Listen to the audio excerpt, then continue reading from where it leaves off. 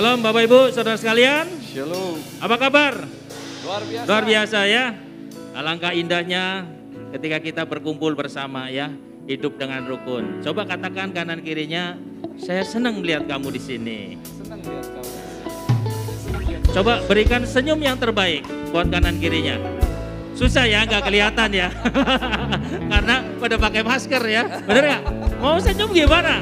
Nggak kelihatan, bener nggak? Tapi saya percaya ketika kita hidup rukun bersama di dalam Tuhan, maka itulah keluarga yang begitu luar biasa di dalam kerajaan Allah. Amin. Amin. Untuk itu kita nggak usah senyum. Coba katakan kanan kirinya dengan apa? Alis berarti ya. Coba digini ini ya. Menunjukkan bahwa kabar kita baik. Coba, apa kabar? Sambil alisnya dinaik-naikkan begitu ya, kanan kirinya ya. Jangan lihat saya, lihatnya sebelahnya ya. Jangan kayaknya, aduh tegang banget ya. Apalagi suami istri yang pasang-pasangannya. Kita hari ini harus hidup di dalam sukacita di dalam Tuhan. Amin. Jadi kalau itu tatap matanya, katakan saya suka melihat kamu di tempat ini, tapi dengan cara alisnya dikedip-kedipkan. Karena saudara nggak mungkin mau buka maskernya kan, jadi kita dengan gerak seperti ini ya contohnya, oke? Oke Bapak Ibu saudara sekalian, kita mau datang pada Tuhan. Ibadah siang hari ini kita akan mulai, kita mau bersama-sama satukan hati kita mau berdoa. Terima kasih Tuhan Yesus buat siang hari ini kami percaya berkat dan anugerah-Mu yang begitu besar kepada kami Tuhan. Sehingga kami beroleh Tuhan kebaikan, kemurahan yang sudah Kau limpahkan di dalam hidup kami. Amin. Kami percaya Tuhan bahwa identitas kami adalah jelas. Bahwa kami adalah anak-anak-Mu ya Bapa. Anak-anak yang mendatangkan sukacita dan damai sejahtera. Kami percaya pada siang hari ini kami mau mengucap syukur kepada Engkau. Kami mau memuji-muji Engkau Tuhan. Karena kebaikan, kebenaran, kemurahan yang sudah Kau limpahkan di dalam hidup kami. Hanya di dalam nama Tuhan Yesus kami bersehati, berdoa dan mengucap syukur di dalam satu nama, yaitu Tuhan Yesus Kristus. Kita sama-sama mari katakan amin. Amin. Mari sama-sama bangkit berdiri, kita beri tepuk tangan buat Tuhan kita. Oh, haleluya. Terima kasih Tuhan, Kau baik bagi kami. Kami memuji nama-Mu, sebab Engkau layak terima pujian kami. Haleluya. Hey. Haleluya. Langit dan bumi pujilah Tuhan, sebab Dia ciptakan semuanya. Keagungannya mengatasi langit bumi, sembah sujud di hadapannya. Haleluya. Langit dan bumi pujilah Tuhan, sebab Dia ciptakan semuanya. Keagungannya mengatasi langit bumi, sembah sujud di hadapannya. Mari semua jemaat Tuhan katakan, ku puji, ku sembah, ku puji, ku sembah Yesus Kristus Sang Penebusku. Ku puji, ku sembah, ku puji, ku sembah Yesus Tuhan dan Rajaku. Haleluya, yeah. Mari nyanyikan. Pujilah Tuhan, sebab Dia ciptakan semuanya. Hey! Keagungannya mengatasi langit bumi, sembah sujud di hadapannya. Ku puji, ku sembah, ku puji, ku sembah, ku puji, ku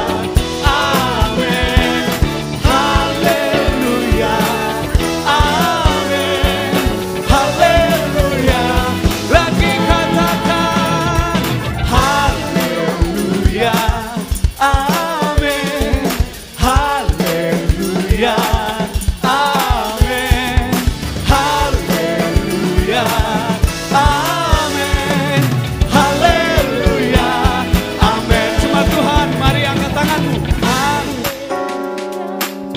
Amin. Haleluya. Amin. Kami tinggikan Engkau, sebab Engkau Raja yang luar biasa. Haleluya. Haleluya. Oh, haleluya. Amin. Haleluya. Haleluya. Haleluya. Amin. Haleluya. Amin. Haleluya. Amin. Haleluya.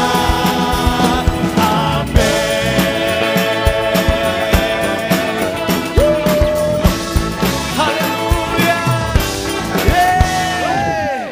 Beri tepuk tangan buat Allah kita. Haleluya. Allah kita Allah yang hebat, amin. Haleluya. Engkau dahsyat di tengah-tengah kami Tuhan. Sebab itu Tuhan, siang ini kami tinggikan nama-Mu.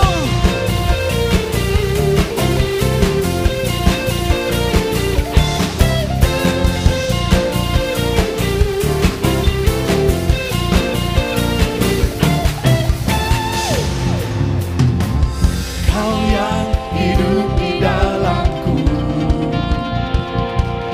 menjadikanku lebih dari seluruh bumi tinggikan. Seluruh bumi tinggikan nama-Mu, menyatakan kebesaran dan keagungan. Mari semua Tuhan. Yesus Tuhanku pemenang, Raja segala raja, perbuatanmu ajaib dan perkasa. Tuhanku yang hebat, kuasa iblis dikalahkan, surga bumi bersorak.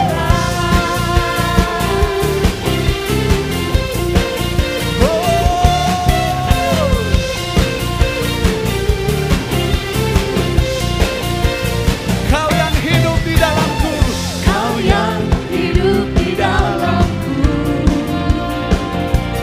menjadikanku lebih dari pemesan bumi. Seluruh bumi tinggikan nama-Mu, menyatakan kebesaran dan keagungan. Yesus, Yesus, Tuhanku pemenang, Raja segala raja, perbuatanmu ajaib dan perkasa. Kaulah Tuhanku yang hebat, kuasa iblis dikalahkan, surga bumi bersorak.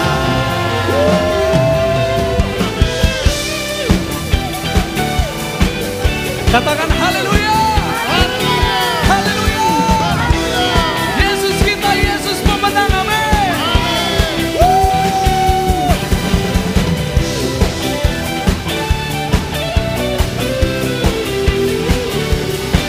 Terima kasih Tuhan. Mari angkat tanganmu, katakan seluruh bumi tinggikan nama-Mu, menyatakan kebesaran dan keagungan-Mu. Yesus Tuhanku pemenang, Raja segala raja, perbuatanmu ajaib dan perkasa. Kaulah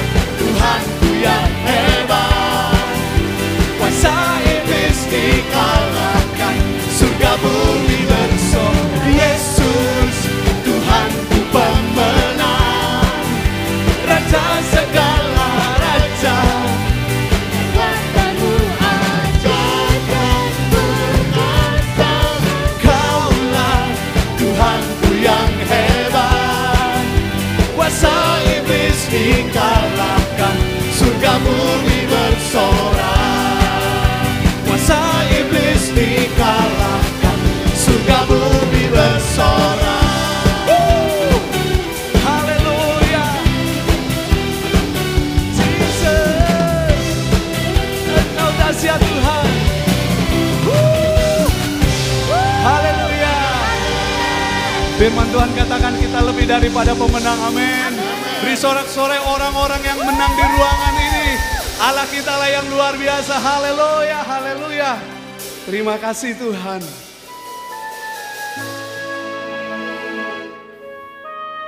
Dimanapun, di waktu apapun, kasih setiamu selalu besar bagi kami.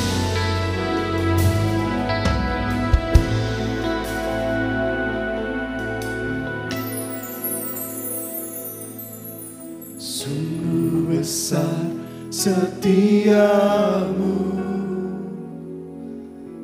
Kau nyatakan bagiku. Kau Bapa yang selalu mengerti isi hatiku. Kemuliaan-Mu Kau janjikan, aku tetap percaya. Ku percaya janji-Mu ajaib, terukir dalam kehidupanku.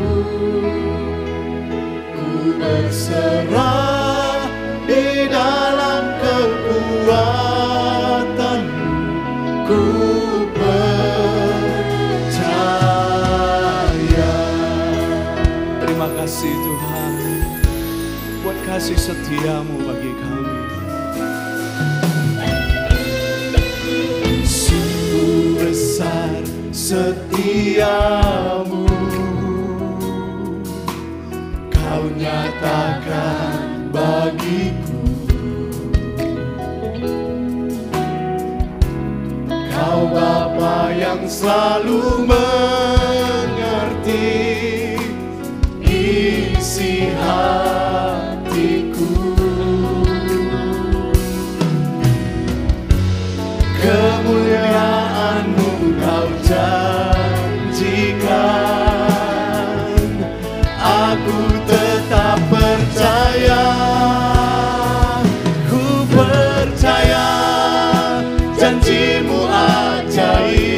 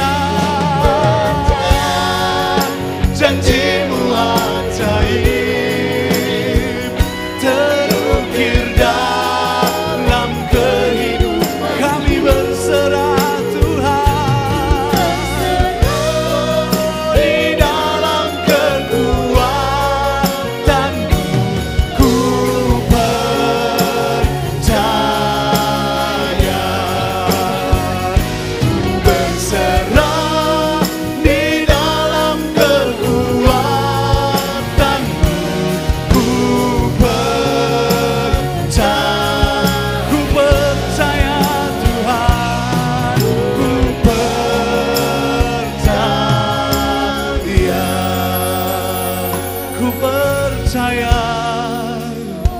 ku percaya, kasih-Mu senantiasa baru dalam hidup kami. Mari seluruh jemaat Tuhan, kita naikkan syukur kita kepada Tuhan. Kita sembah Dia, kita meninggikan nama Tuhan kita, sebab Dia Allah yang luar biasa. Dia sanggup menopang hidup saudara dan saya. Terima kasih Tuhan, kami tinggikan Engkau, kami naikkan syukur kami naikkan sembah kami. Kau saja yang kami tinggikan, Kau saja yang kami sembah. Haleluya.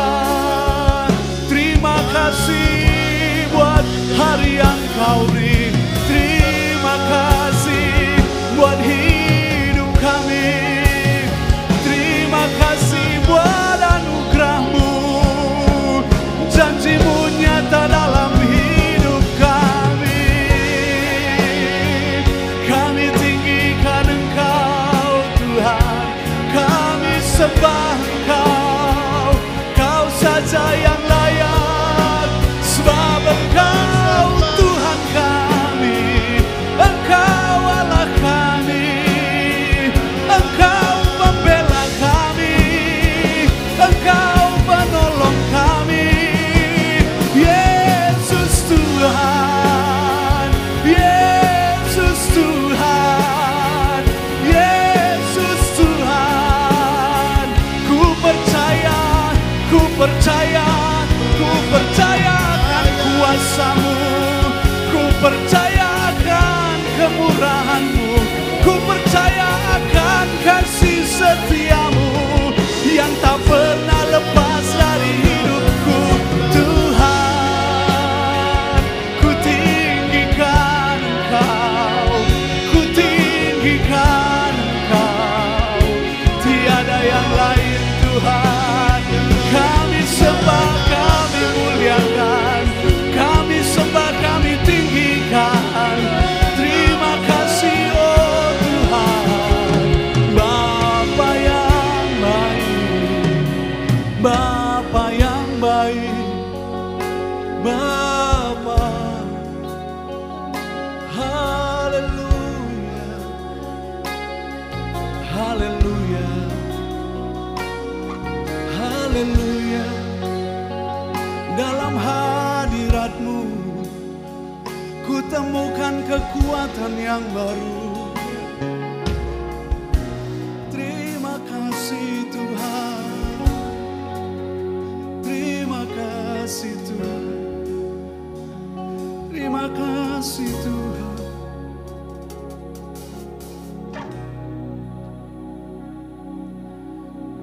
Firman Tuhan berkata, janganlah hendaknya kamu khawatir tentang apapun juga, tetapi nyatakanlah dalam segala hal keinginanmu kepada Allah dalam doa dan permohonan dengan ucapan syukur.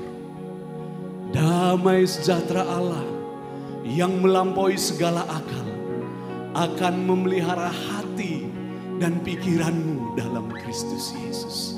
Jemaat Tuhan, hari-hari ini engkau yang sedang takut, engkau yang sedang khawatir, bolehkah engkau angkat tanganmu? Engkau yang sedang mengalami masa kekeringan, engkau yang sedang mengalami hal-hal yang tidak baik dalam hidupmu, bolehkah angkat tangan? Katakan ayat firman Tuhan ini.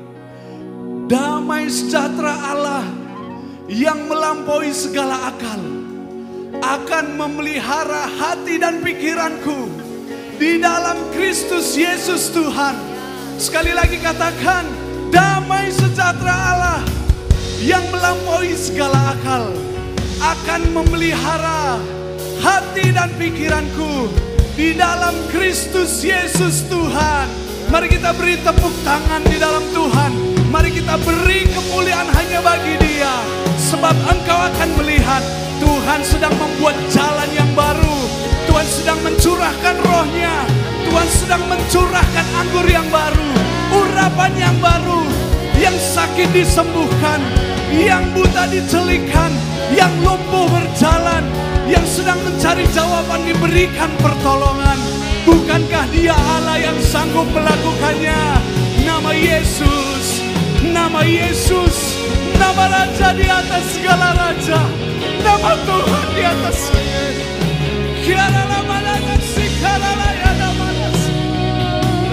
Haleluya, haleluya.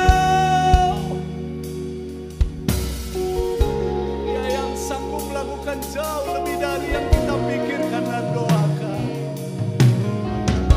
Jangan pernah menyerah, jangan pernah takut, jangan pernah meninggalkan Tuhan. Sebab Dia tetap bersama dengan saudara dan saya. Terima kasih Tuhan. Bolehkah kita angkat tangan kita di hadapan Tuhan?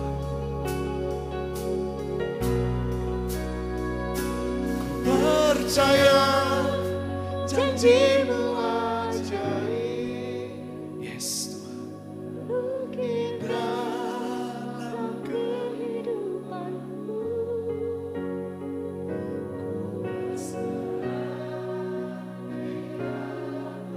Jangan andalkan kekuatanmu sendiri.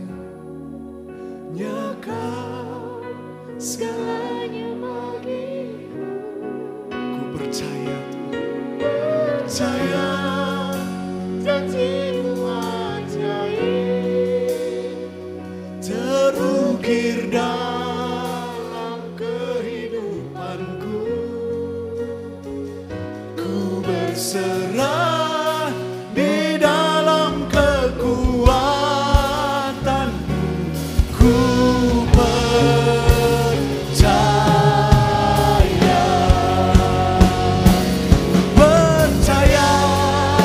janji-Mu ajaib. Terukir dalam kehidupanku. Ku berserah di dalam kekuatan-Mu. Hanya Kau segalanya bagiku. Ku percaya janji-Mu ajaib. Terukir dalam kehidupanku. Ku berserah di dalam kekuatan-Mu. Ku percaya. Yes. Berserah di dalam kekuatan-Mu. Ku percaya.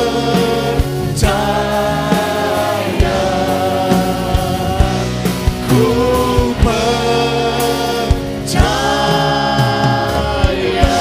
Beri sorak-sorai buat Tuhan kita. Terima kasih Tuhan. Terima kasih Tuhan.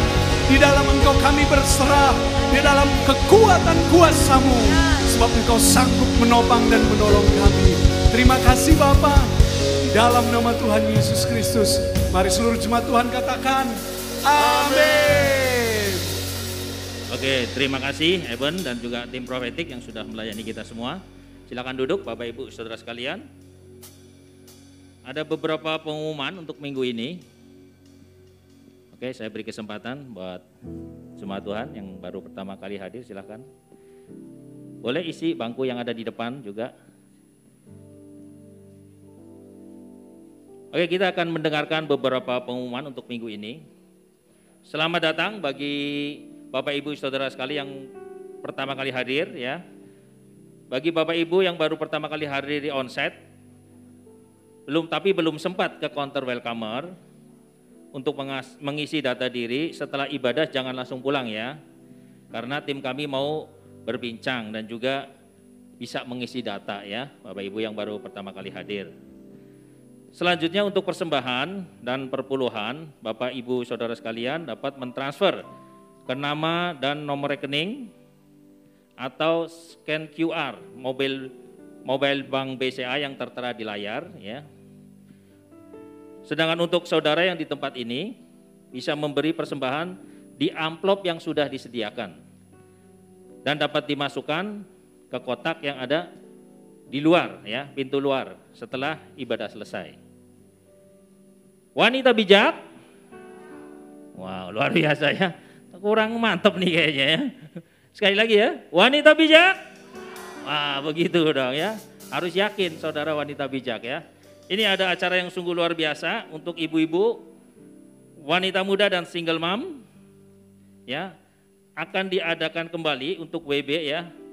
WB Goes Virtual Full Online Class. Acara ini diadakan mulai tanggal 23 Juli. Adapun biaya pendaftarannya 250.000, bisa ditransfer ke nomor rekening yang tertera. Untuk pendaftaran juga bisa menghubungi Ibu Emi atau Ibu Marmi. Kontaknya bisa saudara screenshot atau catat ya yang ada di layar. Selanjutnya kita akan saksikan video berikut ini ya.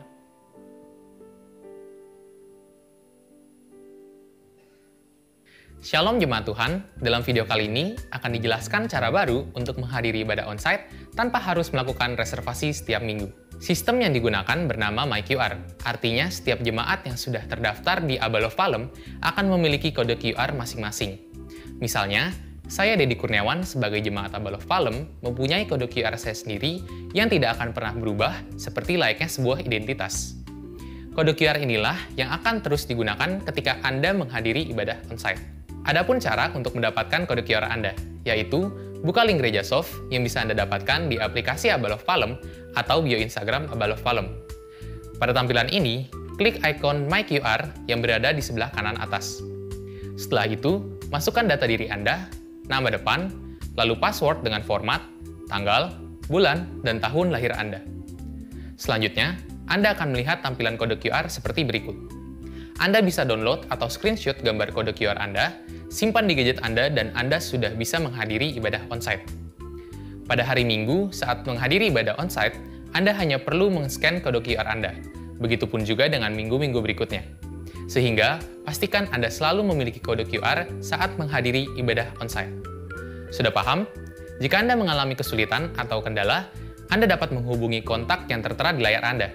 Terima kasih telah menyaksikan video ini sampai akhir. Sampai berjumpa di ibadah onsite. Tuhan Yesus memberkati.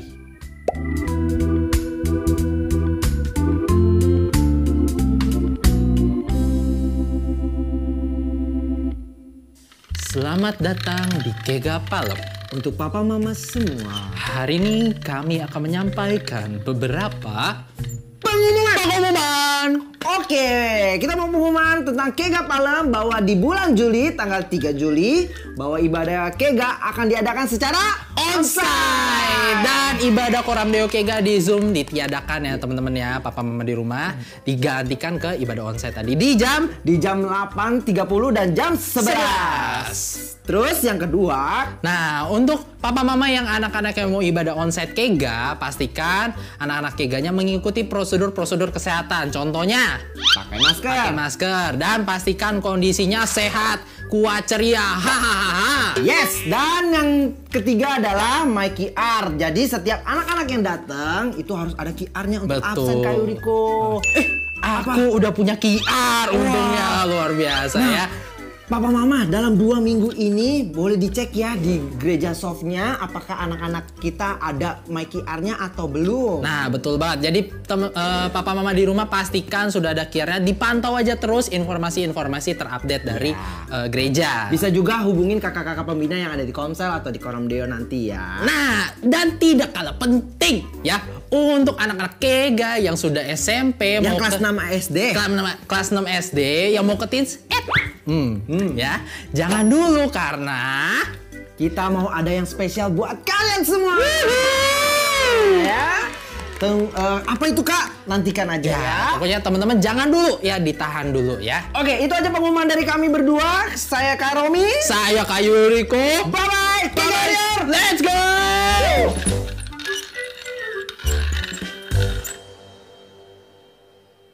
Just so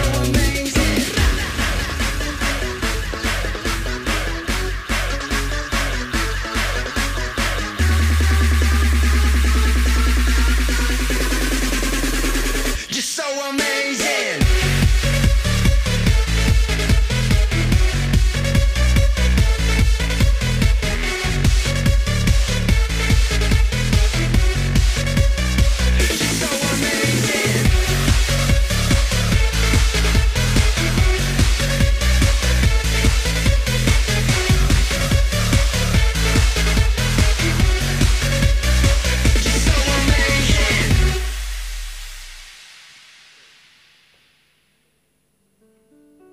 saya akan tekankan kembali ya, gereja kita sudah menggunakan MyQR, luar biasa ya. Jadi Bapak Ibu Saudara sekalian, nanti kalau datang lagi ke sini, nggak usah daftar-daftar lagi ya. Cukup kalau Bapak Ibu Saudara sudah mendownload di aplikasi kita, Abal of Palem. Nanti waktu kita datang tinggal scan aja ya, jadi gampang, tip, udah langsung masuk ya. Jadi nggak usah repot-repot kembali ya. Juga buat Bapak Ibu yang mempunyai anak-anak yang ikut kega juga sama. Jadi sebelum Bapak Ibu nanti ke ibadah, saudara boleh daftarkan dulu ya, download dulu MyQR-nya, nanti juga biar anak-anak bisa scan di sana ya. Jadi sangat mudah sekali ya Bapak Ibu. Terus yang terakhir juga yang tadi ada di dalam video ya, sungguh luar biasa, yaitu Sparkling Teen mengadakan Friendship Day yang akan diselenggarakan pada hari Sabtu 9 Juli 2022 di Allian Eco Park Ancol. Jadi outdoor ya, luar biasa ya Reza ya. Seru pasti ya, sangat seru katanya ya. So, teman-teman bisa yang memiliki anak itu bisa punya teman baru ya, banyak hal-hal baru yang tadi diceritakan, pasti luar biasa dah. Jadi didaftarkan aja ya, dengan ada biaya Rp150.000 per orang ya. Pendaftaran juga bisa menghubungi Saudari Reza di kontak yang tertera di layar atau ada booth-nya di depan ruang ibadah ya. Jadi Bapak Ibu yang memiliki anak untuk Sparkling Teen bisa mendaftarkan langsung ya. Oke Bapak Ibu Saudara sekalian, inilah waktunya yang kita tunggu-tunggu ya. Pada hari ini kita akan dilayani oleh seorang bapak yang luar biasa tentunya ya. Beliau adalah Gembala Pernikahan Abal of Ministries, National Core Team Leader 2 Equal One Indonesia. Mari kita bangkit berdiri, kita akan sambut Bapak Budi Cahyono Yuwono, juga beserta keluarga ada hadir di sini ya.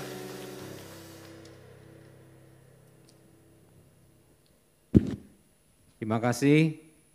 Shalom, selamat siang. Semangat.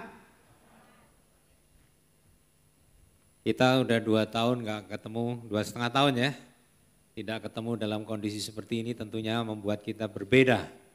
Dan memang berbeda ketika kita ketemu secara fisik itu berbeda.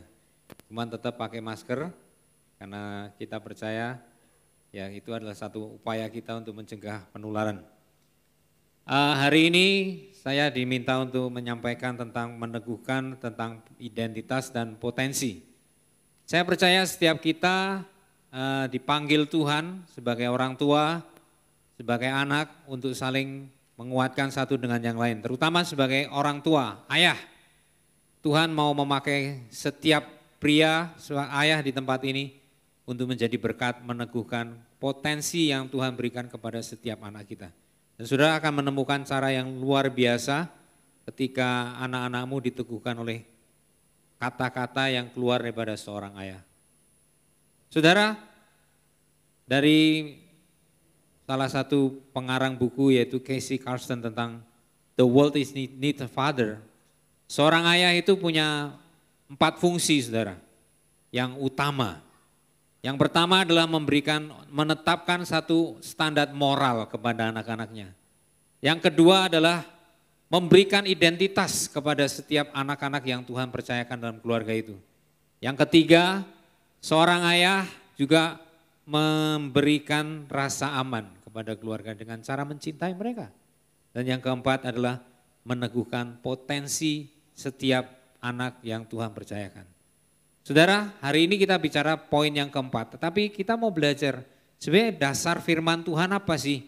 Apa yang kita percaya di dalam firman Tuhan bahwa Allah menyediakan atau Allah melakukan peneguhan potensi. Paling tidak ada 2 yang kita mau belajar ya. 2 perjalanan iman daripada Kristus ya, kalau saya boleh bilang. Yang pertama adalah pada waktu dia dibaptis. Di dalam Matius pasal ketiga ayat ke-16 sampai ke-17 dikatakan demikian. Sesudah dibaptis, Yesus segera keluar dari air dan pada waktu itu juga langit terbuka dan dia melihat Roh Allah seperti burung merpati turun ke atasnya. Lalu terdengar suara dari surga yang mengatakan, inilah anakku yang kukasihi, kepadanyalah aku berkenan. Ini hal yang pertama, yaitu pada waktu Yesus dibaptis. Luar biasa, ada suara dari surga yang meneguhkan, inilah anakku yang kukasihi dan kepadanya aku berkenan. Yang kedua, momen yang kedua adalah di dalam Matius 17 ayat ke-5. Dan tiba-tiba sedang ia berkata-kata, turunlah awan yang terang dan menaungi mereka. Dan dari dalam awan itu terdengar suara yang berkata, inilah anak yang kukasihi, kepadanyalah aku berkenan, dengarkanlah dia. Momen yang kedua adalah momen ketika Yesus dimuliakan di atas gunung, di atas bukit. Yaitu pada waktu itu ada 3 murid, yaitu Yakobus, Petrus, dan Yohanes. Mereka melihat ada Yesus dimuliakan. Yesus mengalami perubahan rupa, yaitu dimuliakan, dan di situ mereka melihat ada Musa dan Elia. Dan ketika mereka sedang kagum, mereka sedang merasakan hadirat surga, tiba-tiba sedang dia berkata-kata, turunlah awan yang terang menaungi mereka, dan dalam awan itu terdengar suara, inilah anakku yang aku kekasih dan kepadanya lah aku berkenan, dengarkanlah dia. Saudara, dari dua kejadian ini kita belajar bahwa bahkan dalam kealahan sendiri, Allah meneguhkan Kristus, anaknya yang nantinya akan melakukan bagiannya. Lalu kemudian Tuhan meneguhkan. Yang pertama pada waktu baptisan, artinya dibaptis artinya dinyatakan untuk mulai masuk di dalam pelayanan. Tapi waktu dimuliakan adalah momen ketika Yesus itu mau dipersiapkan untuk masuk di dalam penyaliban.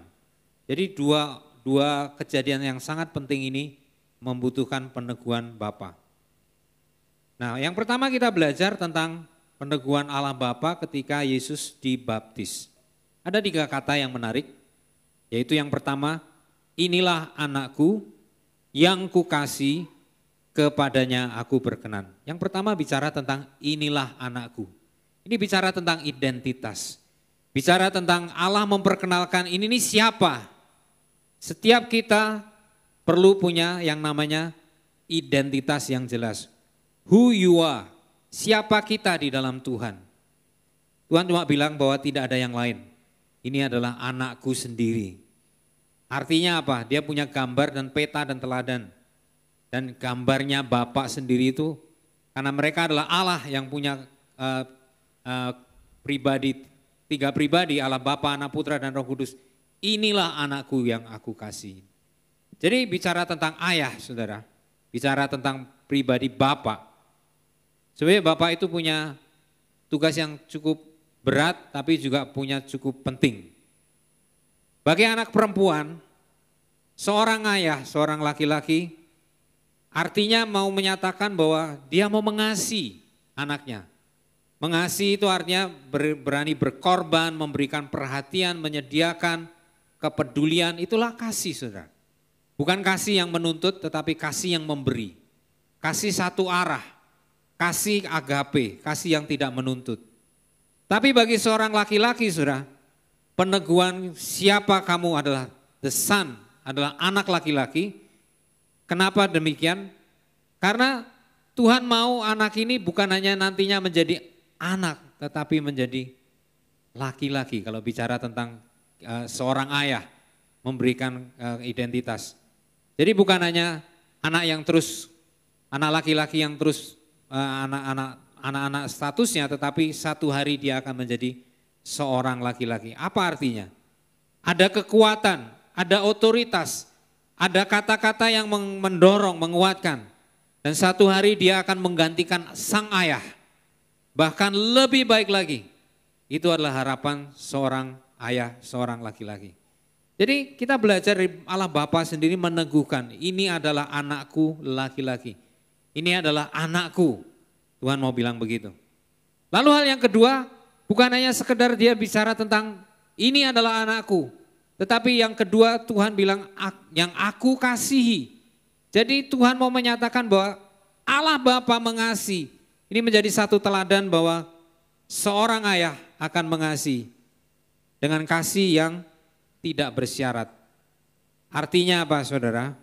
Bahwa kita itu akan diterima apa adanya dalam kondisi keadaan apapun. Bukankah itu satu jaminan? Membuat kita rasanya aman saudara.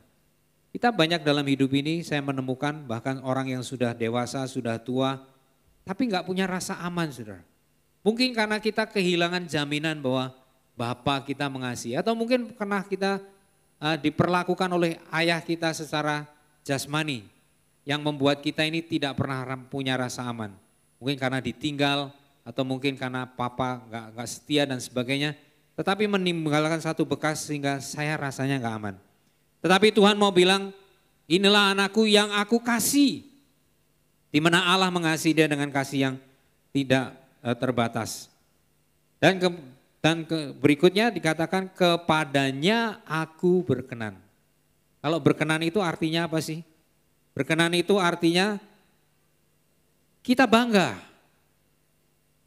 Ada persetujuan, ada pujian, ada penghargaan. Itu artinya berkenan. Yesus berkenan kepada Bapa karena dia menjalankan apa yang menjadi misinya di dunia ini. Yaitu untuk membawa setiap orang mengenal dan diselamatkan. Sehingga deklarasi Bapa itu adalah inilah anakku yang aku kasih, kepadanya aku berkenan. Dan biarlah kata-kata ini kita juga pakai saudara. Sebagai kata-kata seorang ayah kepada anaknya perempuan atau anaknya laki-laki. Dan sehingga itu akan menjadi peneguhan yang kita bicarakan pada hari ini. Nextnya, jadi ketika kita meneguhkan itu apa yang kita pakai adalah mulut kita, perkataan kita. Nah di dalam perkataan itu ada kuasa saudara. Di dalam perkataan itu ada kuasa.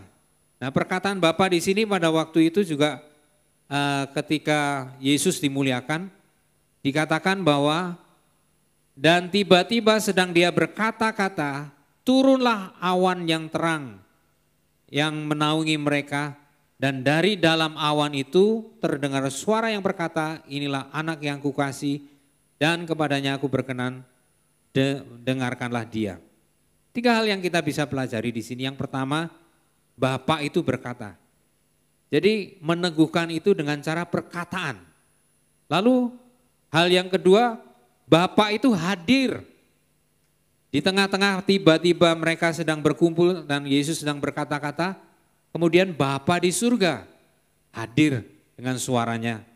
Dan yang ketiga, Bapa menyatakan, mendeklarasikan, meneguhkan bahwa dia adalah anak yang berkenan. Apa yang kita bisa pelajari saudara? Bahwa saudara kita perlu memperkenalkan Kristus kepada anak-anak kita. Seorang ayah adalah pribadi yang kata-katanya itu akan memberikan impact, pengaruh yang sangat besar seumur hidupnya bagi setiap anak-anak yang Tuhan percayakan dalam keluarga. Nah oleh sebab itu saya percaya tugas utama orang tua, tugas utama seorang ayah adalah membawa anak kepada Kristus. Saya quote ada satu kata-kata dari Ibu Charlotte yang salah satu pakar pendidikan, dia bilang begini saudara. If we don't teach our children to follow Christ, the world will teach them not to. Maksudnya begini, kalau kita tidak mengajar anak-anak kita untuk mengikut Kristus, maka dunia akan mengajarkan mereka untuk tidak percaya kepada Kristus. Jadi ketika kita dikasih tugas oleh Tuhan, kita percaya itu tugas itu luar biasa. Yaitu memperkenalkan Kristus kepada setiap anak-anak yang Tuhan percayakan dalam setiap keluarga kita. Itu tugas utama kita saudara. Tidak ada yang lebih penting daripada itu. Karena yang namanya pendidikan, kekuasaan, mungkin kemuliaan dan semuanya itu mengikuti. Ketika kita membawa anak pada Kristus, yang lain akan mengikuti. Amin. Utamanya membawa anak kepada Kristus. Karakter akan diikuti. Kemudian akademik akan diikuti. Kemudian kehidupan sosialnya akan dia mengikuti. Karena dia sudah punya satu kehidupan yaitu kehidupan Kristus sendiri. Dan saya percaya saudara ketika mungkin hari ini kau datang dengan kondisi di mana mungkin kau punya pergumulan tentang anakmu, datang kepada Tuhan. Datang dan bawa anak kita di hadapan Tuhan. Maka segala sesuatu yang mengikuti akan terjadi dengan begitu indah. Nah berikutnya saudara, perkataan seorang bapak. Perkataan itu penting. Kenapa saudara? Karena jiwa manusia itu diciptakan ternyata untuk mendengar dan diteguhkan oleh kata-kata tentang identitas, kasih, dan persetujuan. Sekali lagi saya katakan. Jiwa manusia diciptakan untuk mendengar dan diteguhkan oleh kata-kata tentang identitas, kasih, dan persetujuan. Jadi manusia itu punya desain daripada Tuhan untuk mendengar. Tapi bukan sekarang mendengar dan juga diteguhkan. Tetapi kata-kata tentang apa? Identitas, kasih, dan peneguhan. Yang tadi, inilah anakku yang kukasih, kepadanya aku berkenan. Nah, 3 hal ini penting untuk diterima dan didengar dan diteguhkan dalam kehidupan seorang anak. Apa yang terjadi saudara? Ketika itu terjadi, dia punya rasa yang aman. Dia punya rasa percaya diri. Dia punya merasa mampu. Tapi kalau itu tidak terjadi, akibatnya apa? Seorang anak yang tidak menerima peneguhan daripada ayahnya atau dari orang tuanya, dia merasa tidak punya sesuatu yang dikontribusikan. Dia tidak merasa punya sesuatu yang bisa diberikan dan itu punya manfaat. Hal yang kedua, dia merasa tidak pasti. Apapun yang dia kerjakan rasanya ragu.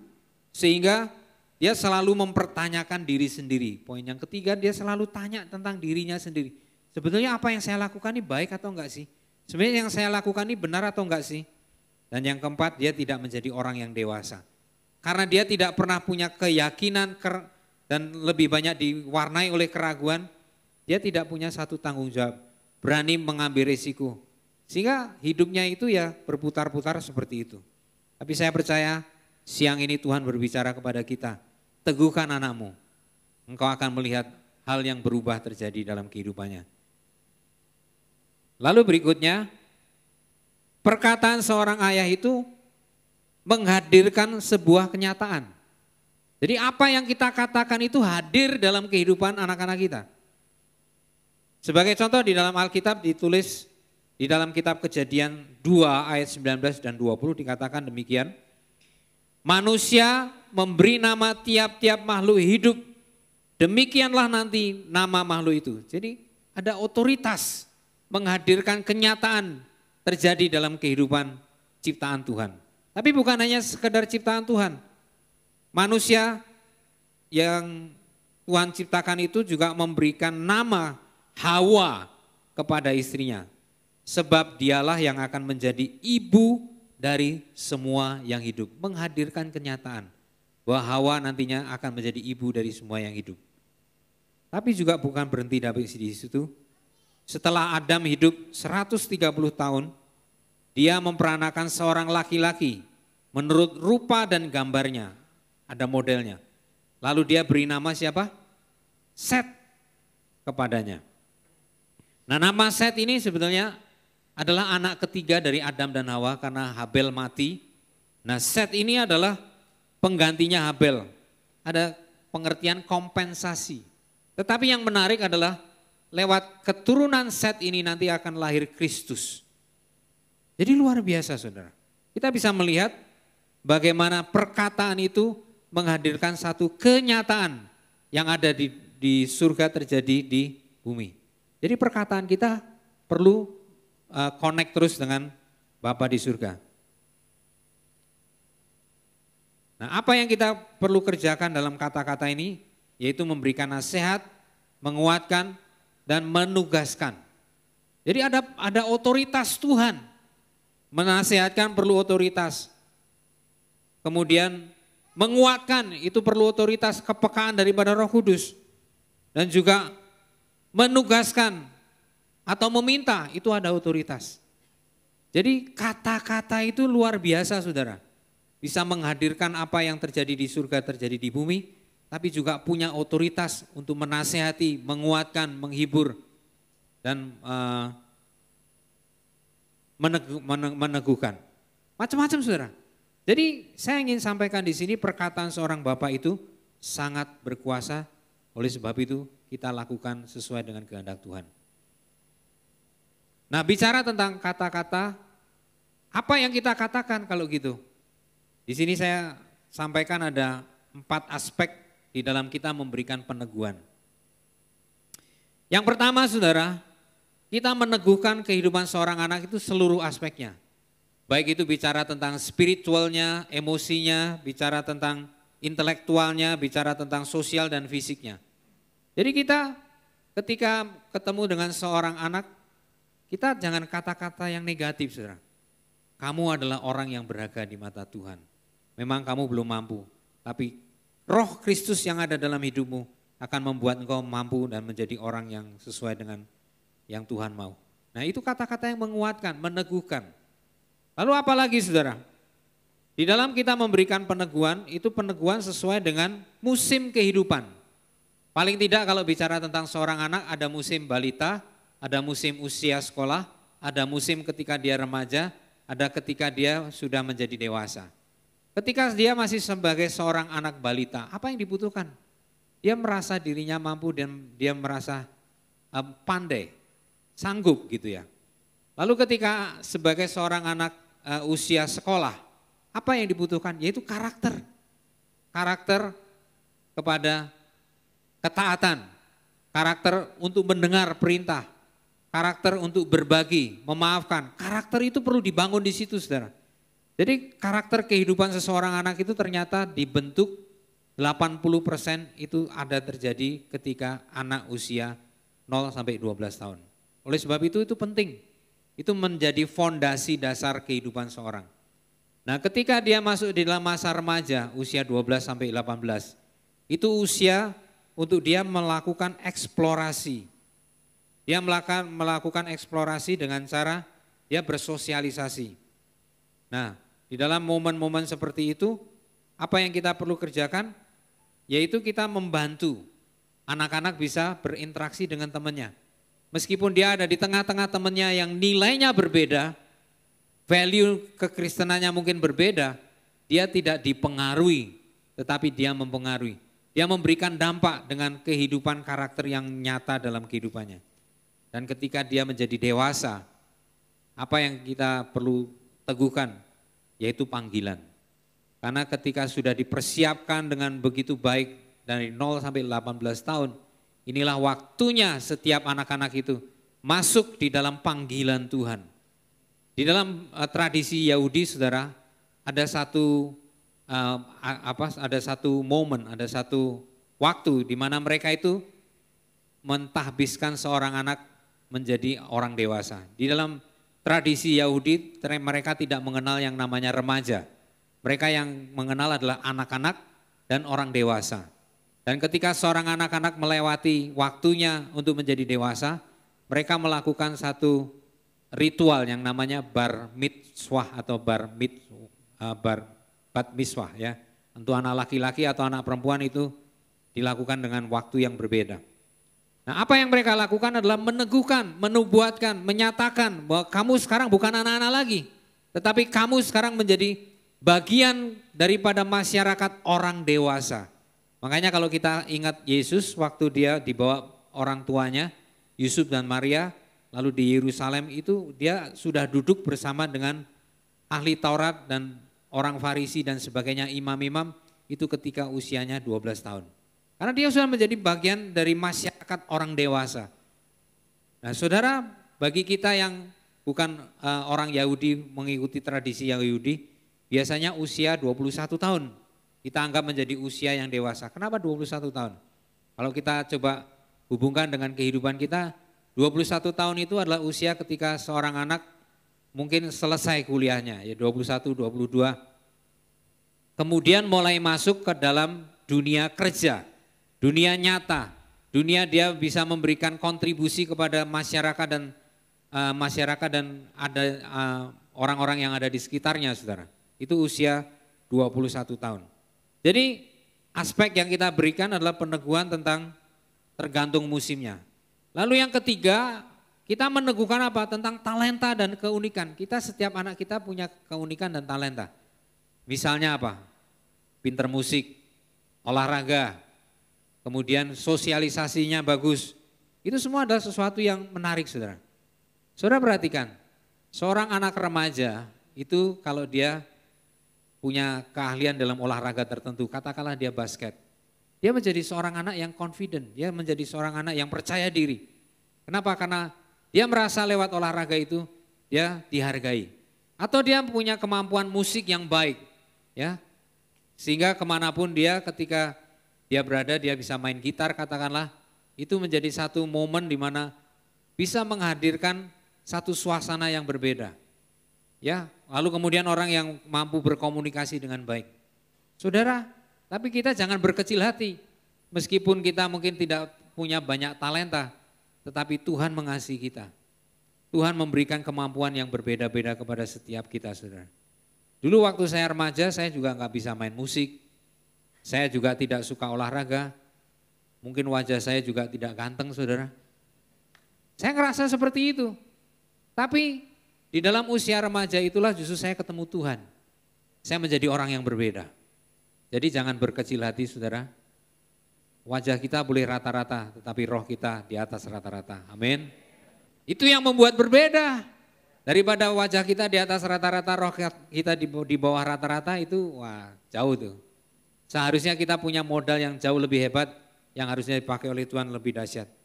Nah saudara, poin yang keempat ini yang penting juga, yaitu peneguhan tentang identitas gender kita. Hari-hari ini dunia sedang mewarnai bahwa dunia itu bukan hanya dua jenis kelamin, laki-laki dan perempuan. Ada yang ketiga, tidak laki, tidak perempuan. Loh itu benar saudara. Kalau saudara ke negara barat, WC itu ada yang tidak ada gambar laki-laki atau perempuan, itu nggak ada saudara. Artinya ya kalau masuk dia adalah seorang laki-laki, dia merasa perempuan ya oke. Kalau dia seorang perempuan tapi dia merasa laki-laki ya oke gitu. Tapi itu merusak tantangan, merusak gambaran Tuhan. Dan kita harus berdiri menjadi orang yang berkata, ini adalah anakku laki-laki, ini adalah anakku perempuan. Dan itu akan menjadi kekuatan ketika nanti mereka akan masuk di dalam masyarakat. Seorang anak laki-laki, dia akan menerima peneguhan sebagai ayah nantinya, sebagai pemimpin, sebagai imam, sebagai nabi, dan sebagai raja. Kalau sebagai seorang anak perempuan, apa yang kita teguhkan? Bahwa roh yang ada dalam kehidupanmu itu menjadi roh yang luar biasa. Alkitab berkata seorang perempuan itu adalah roh yang tenang dan roh yang lemah lembut, itulah hartamu yang paling mulia.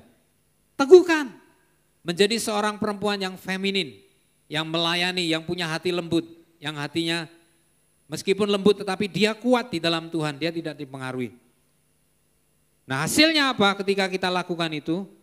Dia akan memiliki kepercayaan diri dan dia akan memainkan peran yang penting di dalam kehidupannya, di dalam kehidupan sehari-harinya.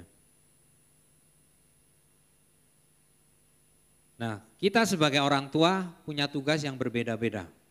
Peran kita sesuai dengan tingkat kedewasaan setiap anak. Kita belajar daripada hubungan antara Paulus dengan Timotius. Timotius adalah seorang anak muda. Dia punya seorang ayah yang tidak disebutkan oleh Alkitab namanya.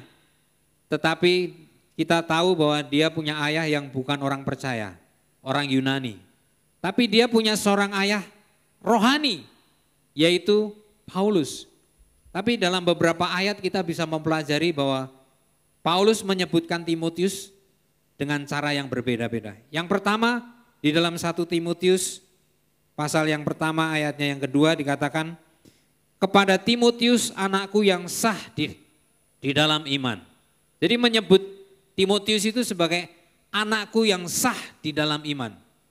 Jadi ternyata Timotius itu punya ayah rohani, spiritual father di dalam kehidupannya. Dan akibatnya dia kuat di dalam menjalaninya. Artinya apa? Di dalam fase ini kita sebagai orang tua adalah kita membangun dasar supaya setiap anak itu bisa tunduk kepada otoritas. taat kepada otoritas, hormat kepada otoritas. Karena satu hari nanti mereka tidak lagi bersama dengan kita sebagai orang tua, tapi mereka langsung kepada Bapa. Nah, masuk dalam fase yang kedua, yaitu hubungan sebagai mentor dan pemurid. Di dalam 2 Timotius 3 ayat 10 sampai 11 dikatakan demikian. Tetapi engkau telah mengikuti ajaranku, cara hidupku, pendirianku, imanku, kesabaranku, kasihku, ketekunanku, dan engkau telah menderita penganiayaan dan sengsara seperti yang telah kuderita di Antiokhia dan di Ikonium dan di Listra. Dan semua penganiayaan itu kuderita dan Tuhan telah melepaskan aku daripadanya. Jadi hal yang kedua adalah ketika seorang ayah, orang tua memberikan teladan, dia memuridkan dengan cara memberi contoh hidupnya, imannya, ketekunannya, keyakinannya, pengajarannya. Gak boleh goyang, saudara. Itu adalah hal yang kita wariskan kepada anak-anak kita atau anak rohani kita. Masuk ke dalam tahap yang ketiga, fase yang ketiga, yaitu adalah menjadi rekan kerja. Di dalam kitab Roma pasal 16 ayat 21 dikatakan, salam kepada kamu dari Timotius temanku sekerja. Dia sekarang tidak lagi menyebut anak rohani, dia tidak lagi menyebut sebagai anakku yang sah di dalam iman, tetapi dia sekarang menyebut Timotius itu sebagai rekan kerja. Jadi ternyata di dalam kita memuridkan seorang anak itu ada prosesnya dan ada pertumbuhannya. Seperti hari ini kami hadir, saya bersama dengan anak kami. Yang pertama saudara, dia hadir bukan hanya sebagai seorang anak, tetapi dia saya anggap sebagai rekan sekerja di dalam pelayanan. Dan saya percaya kita makin bertumbuh di dalam Tuhan, kita akan mengalami seperti itu.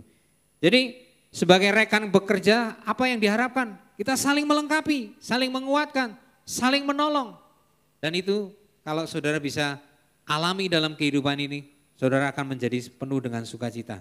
Nah hari ini anak kami, Jane, anak kami yang pertama, dia akan memberikan kesaksian bagaimana proses peneguhan yang terjadi dalam hidupnya dan bagaimana dia boleh menggenapkan daripada rancangan Tuhan dalam kehidupannya dalam proses yang secara bertahap dia ikuti. Silakan Jane. Ya, terima kasih Papi. Shalom Bapak Ibu sekalian.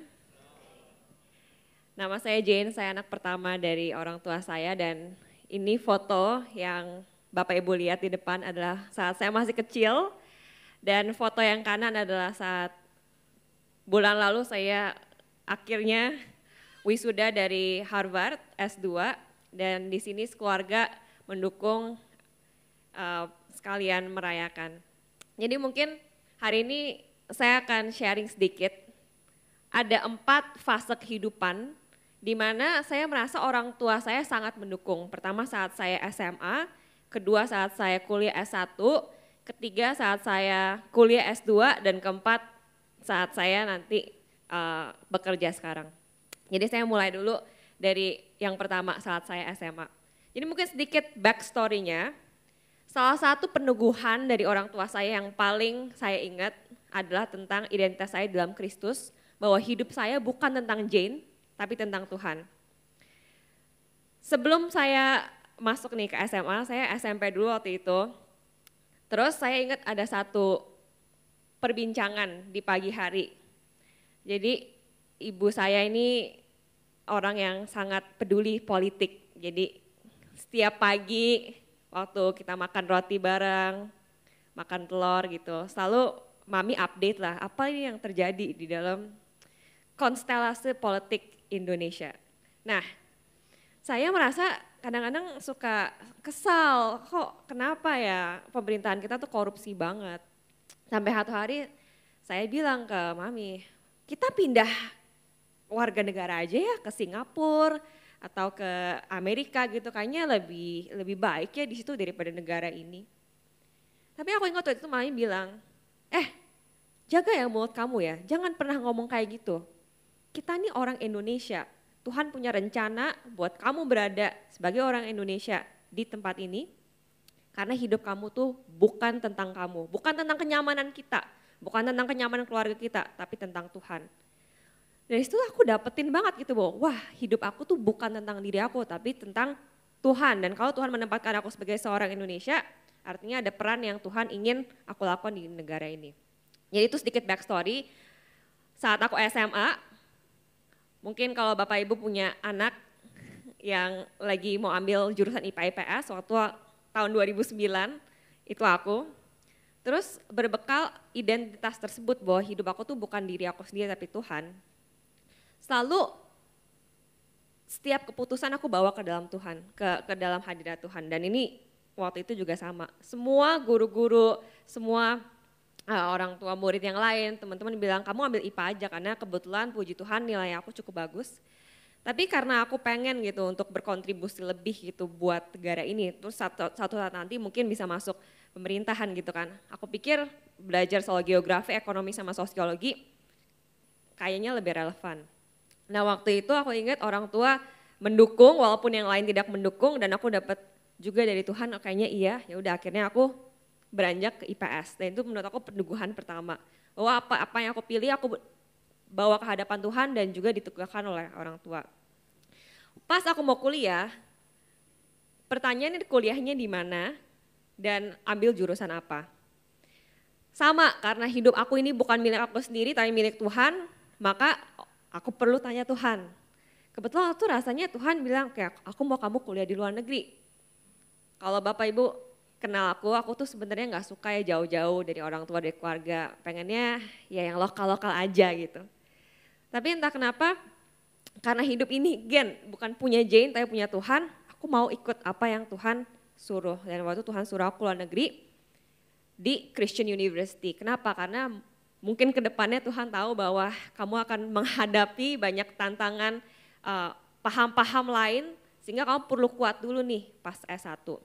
Nah singkat cerita Tuhan mencukupkan keluarga kami untuk membiayai aku dan juga dapat beasiswa juga untuk S1 di luar negeri. Dan di situ aku ambil jurusan ekonomi dan ekonomi pembangunan. Semua kelas-kelas yang diajarkan di Covenant College di mana aku menempuh pendidikan S1 berpusat pada Kristus. Bahkan tagline-nya atau motto kampusnya adalah in all things Christ preeminent. Di dalam segala hal Kristus yang menjadi pusat, Kristus yang menjadi utama. Sehingga kelas-kelas ekonomi aku itu diajarkan dengan perspektif bahwa kemiskinan itu bukan tentang materi doang.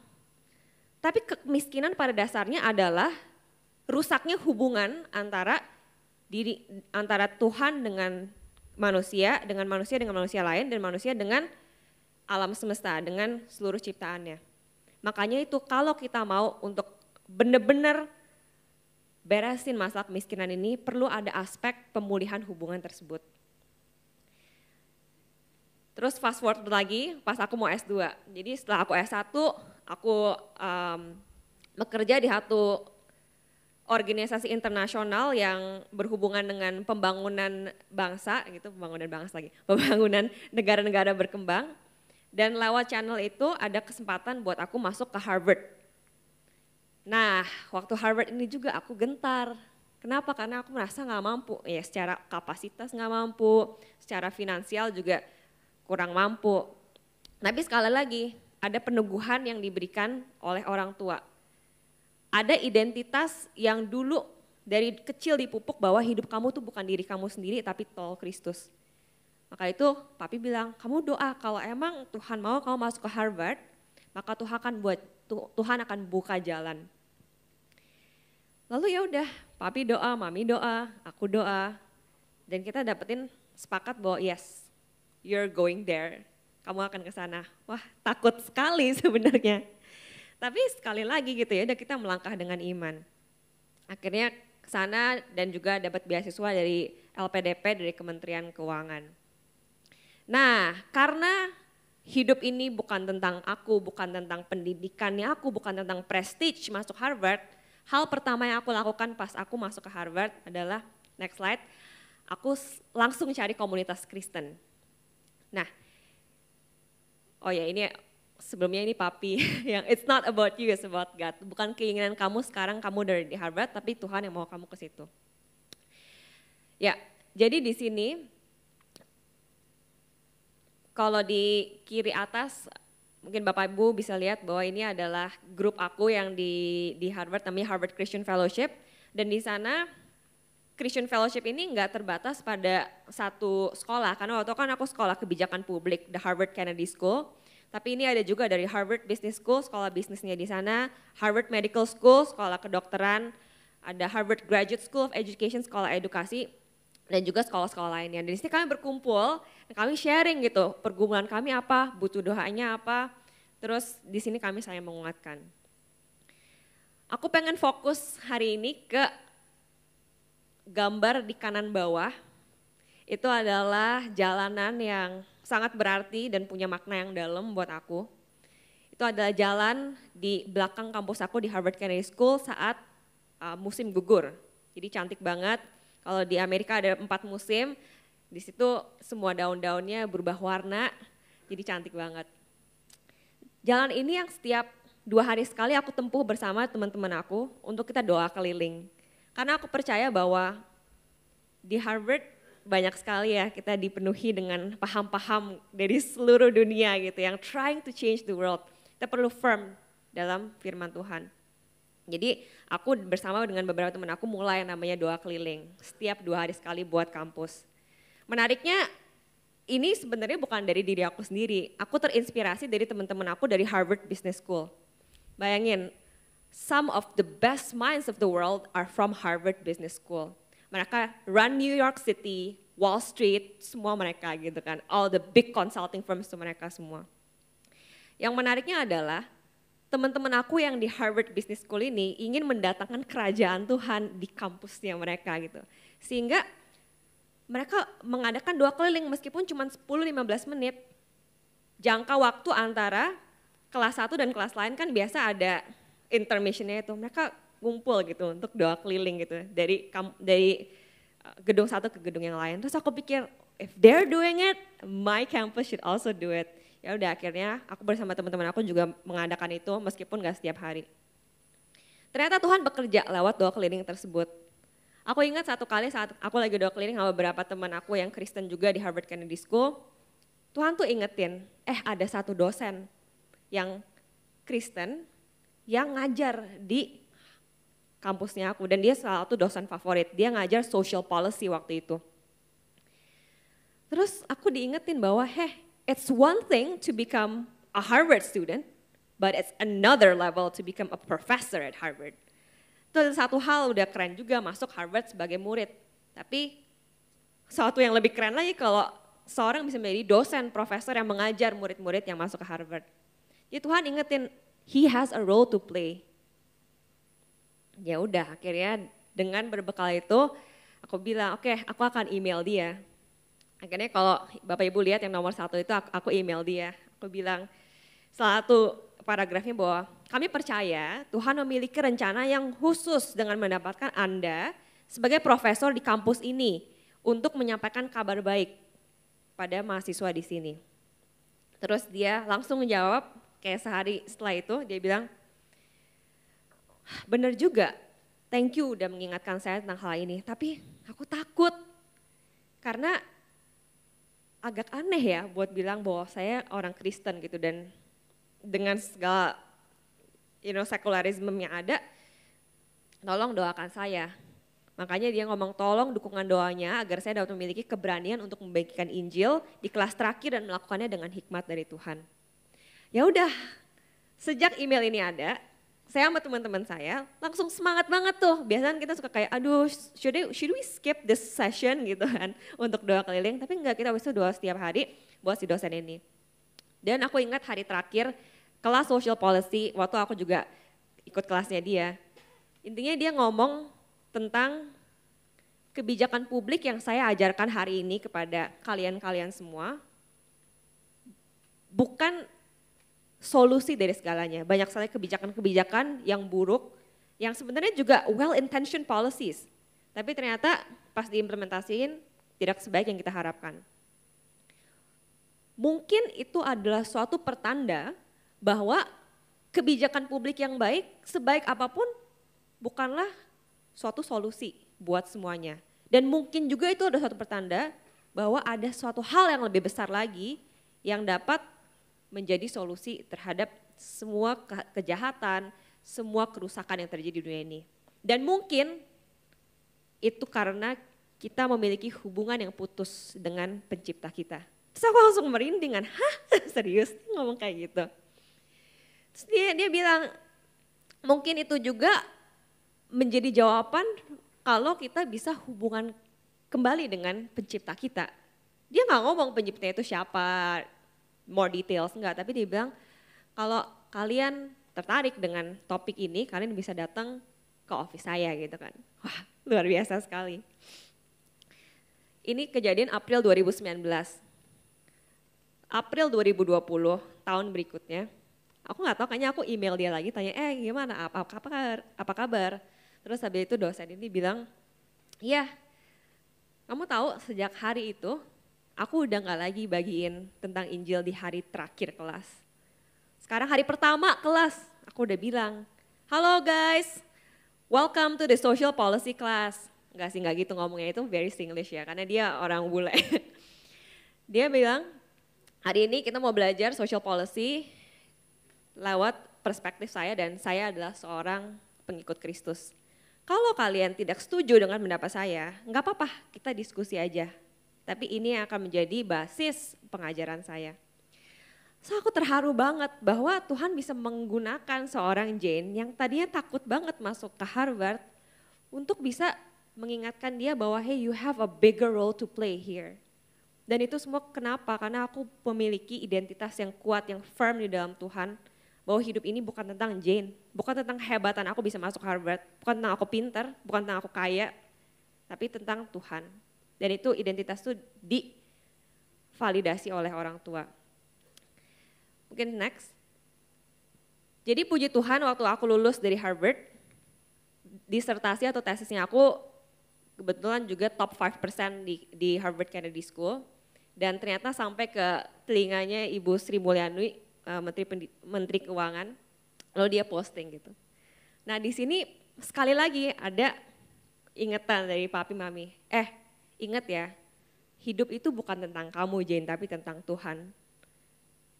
Karena itu saat kamu tinggi, saat kamu rendah, itu semua tentang Tuhan. Artinya apa?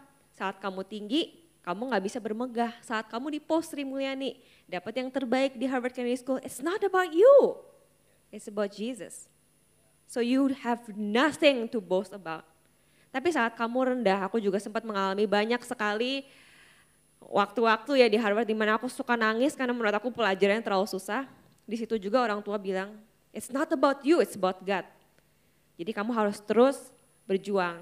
Tuhan ada bersama dengan kamu. Jadi penting banget yang namanya identitas firm ini yang divalidasi dan disupport oleh orang tua. Next slide. Dan ini adalah foto bulan lalu yang tadi di mana aku finally graduation tahun 2022. Sebenarnya udah dari 2020 tapi karena pandemi akhirnya tertunda semuanya online dan sekarang akhirnya bisa in person dan mendapat banget dukungan dari orang tua dan juga keluarga. Nextnya apa? Setelah aku lulus, aku kerja. Nah banyak orang yang mempertanyakan, kok setelah lulus kebijakan publik masuknya consulting? Aku juga awalnya nggak suka sama consulting itu kayak business consultant gitu lah. Basically pada dasarnya bagaimana kita bisa membuat suatu strategi untuk perusahaan-perusahaan agar mereka bisa keluar lah, misalnya keluar dari pandemi atau mereka mau mendapatkan keuntungan yang lebih banyak gitu. Aku ngerasa kapitalis banget gitu kan. Tapi sekali lagi karena hidup ini bukan tentang aku tapi tentang Tuhan, orang tua selalu bilang, kamu doa, is that the right thing to do? Kalau itu doa dan ini jalannya yang dibukakan, Tuhan rasanya ngomong ke aku bahwa emang pada nantinya aku pengen kamu untuk masuk ke dunia pemerintahan, misalnya kayak gitu. Tapi untuk sekarang aku mau kamu belajar how to make a business strategy, how to make a market assessment, how to do internal benchmarking, bagaimana untuk tahu strategi bisnis, untuk tahu pasar itu seperti apa, untuk ngomong sama CEO dan klien. Hal-hal seperti ini yang perlu diasah dari seorang Jane untuk bisa sampai nantinya. Tapi ingat, hidup itu bukan tentang kamu, tapi tentang Tuhan. Ini next step adalah saat aku hari pertama masuk consulting, itu aku merasa didukung sama papi. Papi nganterin aku ke kantor hari pertama. Mungkin boleh di play videonya. First day of work, ditemenin papi. Katanya nganter apa? Antar Jin ke TK. The first day of the school. Now this is the school of life. Asik. Yeay, thanks Pap. Good job. Jadi mungkin saat aku bingung waktu itu, this is the right thing atau enggak, ada dukungan dari papi. Dan papi refer lah, first day of school, school of life. First day of school kayak aku TK, tapi sekarang the same dad, the same girl, but different ages, I guess. Begitu, jadi ada terus gitu, ada penemanan yang aku rasakan. Sehingga pada akhirnya ada 3 quote favorit aku. Yang pertama adalah, all for Jesus, all my being ransom power. Semua itu untuk Kristus. Dan kenapa aku bisa bilang semua untuk Kristus? Quote kedua yang sebelah kanan atas, karena dia sungguh setia sama hidup aku. Jadi yang quote kedua yang di kanan itu adalah bagian dari lagu yang namanya The Goodness of God. Kalau Bapak Ibu pernah tahu. And all my life you have been faithful. And all my life you have been so good. With every breath that I am able, oh, I will sing of the goodness of God. Kenapa aku bisa bilang semua untuk Kristus? Karena Tuhan sudah terlebih dahulu menunjukkan kasih setianya dan kebaikannya dalam kehidupan aku. Tapi yang terakhir, aku merasa bahwa orang tua aku bukan hanya memfirmkan identitas aku di dalam Tuhan, tapi juga sekaligus bilang bahwa I am not your actual dad. Memang sekarang ini papi adalah ayahnya aku di dunia ini, tapi terlebih ayah aku bukan ayah ini gitu. Tapi Bapa di surga itu adalah the real dad, dan itu yang selalu juga diulang-ulang kepada aku. Makanya yang quote terakhir adalah, this is my Father's world and I rest me in the thought of rocks and trees, of skies and seas, his hands the wonders wrought. Karena aku tahu bahwa Bapa aku pencipta segalanya, aku bisa aman dan aku bisa beristirahat di dalam pemikiran tersebut. Karena semuanya milik Tuhan, semuanya dari Tuhan, untuk Tuhan, dan kepada Tuhan. Dan aku anaknya, makanya aku tidak usah khawatir oleh apapun yang bisa terjadi.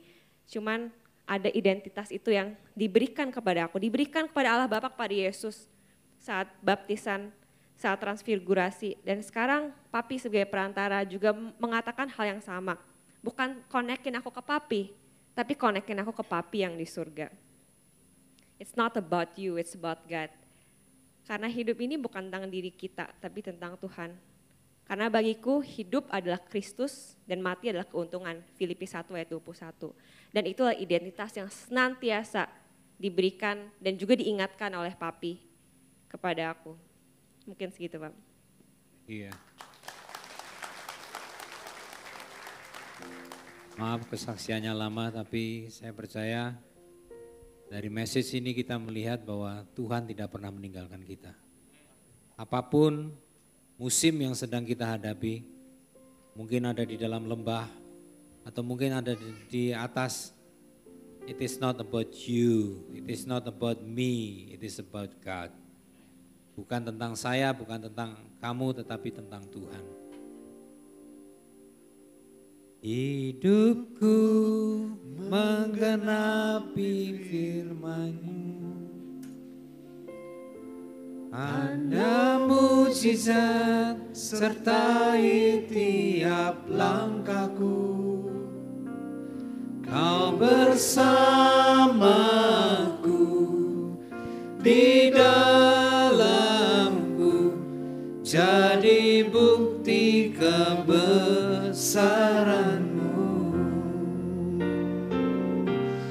Hidupku menggenapi firman-Mu,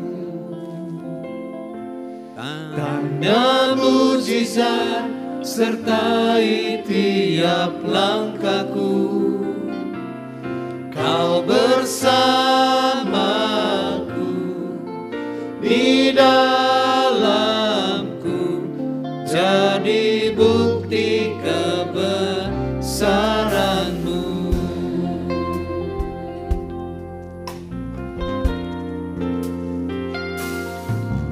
Tuhan, Kau sempurna dalam rencana-Mu dan karya-Mu. Ku serahkan hidupku, murnikan dengan Roh-Mu. Tuhan, Kau sempurna dalam rencana-Mu dan karya-Mu. Ku serahkan hidupku, murnikan dengan Roh-Mu. Hidupku menggenapi firman-Mu, tanda mujizat sertai tiap langkahku.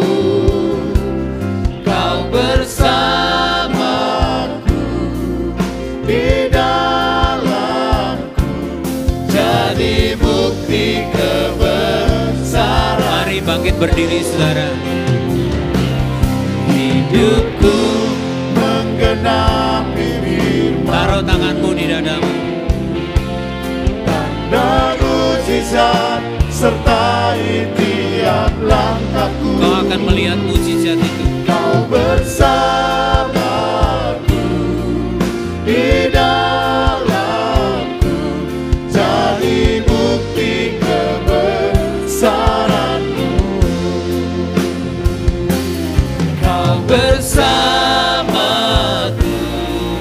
di dalamku, jadi bukti kebesaran-Mu. Bapa di dalam surga, kami melihat mujizat demi mujizat Engkau nyatakan di dalam kehidupan kami. Tetapi sering kami tidak mengerti, sering kami tidak melihat, dan kami sering mengabaikan. Tapi biarlah ketika siang ini kami mendengar bahwa Bapa di surga senantiasa meneguhkan, inilah anakku yang aku kasih dan kepadanya aku berkenan. Biarlah kata-kata ini kami bawa pulang ya Bapa, supaya kami tidak pernah lagi merasa sendirian, karena Tuhan menyatakan bahwa kami adalah anak-anak-Mu, dan Kau mengasihi kami, dan Kau berkenan kepada kehidupan kami. Apapun yang Kau hadapi hari ini, mari Tuhan Bapa di dalam surga, Engkau melihat setiap hati yang rindu untuk menerima peneguhan dari Bapa di surga. Dan biarlah Engkau berbicara pribadi lepas pribadi, bahwa mereka adalah anak-anak yang dikasihi Tuhan, dan kepadanya Tuhan berkenan kepada kami. Itu menjadi satu sukacita bagi kami, kekuatan bagi kami ya Tuhan, untuk menjalani hidup yang penuh dengan tantangan dan penderitaan. Karena kami tahu kami tidak pernah sendirian. Allah selalu beserta dengan kami. Allah Immanuel selalu beserta dengan kami. Terima kasih. Siapkan hati kita untuk menerima perjamuan.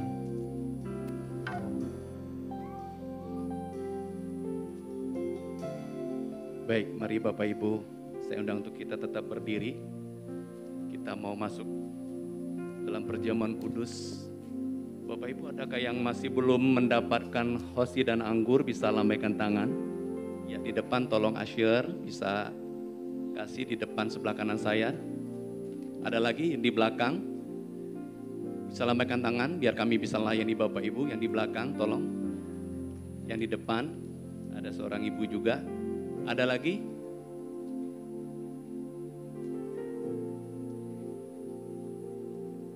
Yang di depan sini ada satu ibu. Ya. Oke, baik.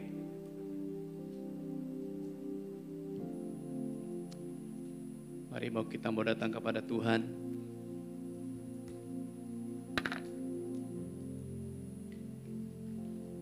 Kita mau siapkan hati kita. Kita percaya bahwa setiap kali kita makan perjamuan, Bapak Ibu, ini roti dan anggur biasa. Tapi setiap kali kita makan perjamuan, ini adalah titik kontak untuk kita sadar siapa diri kita di hadapan Tuhan. Kita tahu bahwa kita punya Bapa yang sempurna. Bapa memberikan rancangan yang terbaik di dalam hidup kita. Apapun kondisi kita hari ini, seperti apapun kondisi dan masalah hidup kita hari ini, kita tahu ketika kita bersama Tuhan, kita makan sehidangan dengan Dia. Bukankah Dia berkata, Dia menjadikan dari yang tidak ada menjadi ada. Dia menciptakan segala sesuatu jadi baru. Amin. Mari kita angkat hosti. Kita bisa baca. Kami bersyukur Bapa, kalau kami menyadari siapa diri kami. Kami tahu bahwa kami orang yang berdosa. Kami tidak layak Tuhan. Tapi Engkau terus mencari kami. Mencari, menemukan kami. Memanggil kami. Mengingatkan kami. Dan membawa kami boleh mengenal-Mu. Kalau saat ini Tuhan kami mau makan Tuhan roti yang adalah titik kontak untuk kami tahu dengan iman percaya bahwa ini adalah tubuh Kristus, tubuh-Mu sendiri Bapa. Engkau memberikan jaminan buat kami, untuk kami ditebus, untuk kami dibenarkan, untuk kami dilayakkan, diperdamaikan, untuk membawa potensi hidup kami diciptakan segambar serupa dengan Tuhan. Ada kemampuan, ada pengurapan, ada kuasa. Ada kasih-Mu Bapa. Sehingga hidup kami juga boleh membagikan Tuhan kasih-Mu buat banyak orang. Thank you God. Terima kasih. Pada saat malam Tuhan Yesus mau diserahkan, Dia mengambil roti, Dia memecah-mecahkannya, dan Dia berkata, ini adalah tubuhku, tubuh perjanjian bagimu. Makanlah, menjadi peringatan akan aku. Mari kita makan dalam nama Yesus.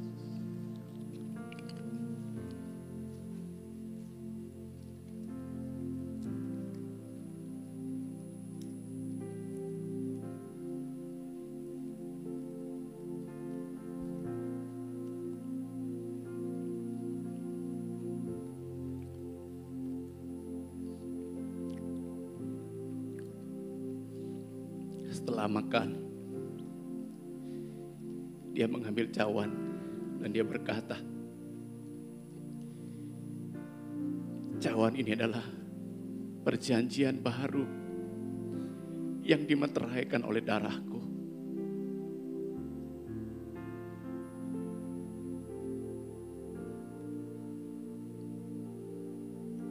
Darah yang melayakkan kita saat ini. Kita dipersatukan, kita dibenarkan, bukan karena perbuatan baik kita, tapi karena nyawa Tuhan sendiri yang menjadi tebusan, yang melayakkan kita, sehingga kita berdiri dan berkata, Tuhan terima kasih. Kami bersyukur untuk darah-Mu yang mengembalikan posisiku menjadi seperti Engkau.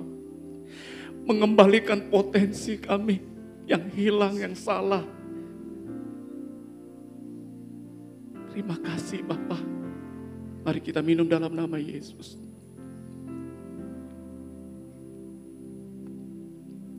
Kami bersyukur Tuhan. Terima kasih Bapa. Kami bersyukur. Terima kasih. Terima kasih Tuhan. Terima kasih. Terima kasih untuk tubuh dan darah-Mu. Kami percaya hari ini Bapa. Kami tahu siapa diri kami. Kami anak-Mu. Kami memiliki potensi. Kami memiliki identitas. Karena Kristus berdiam di dalam hidup kami. Kami percaya Bapa. Kami mau ceritakan. Kami mau hidupi. Kami mau bagikan Tuhan kasih-Mu bagi dunia ini Bapa. Terima kasih Tuhan. Terima kasih. Ya Tuhan, thank you Lord.